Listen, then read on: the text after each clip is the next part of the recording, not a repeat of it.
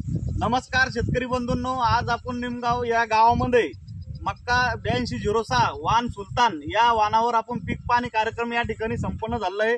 तर या ठिकाणी आपल्या भागातील बरेचसे शेतकरी या ठिकाणी पीक पाणीसाठी जमलेले आहेत। तर या ठिकाणी 8206 हे वान सुलतान या ठिकाणी लाईव्ह आपण बघू शकता।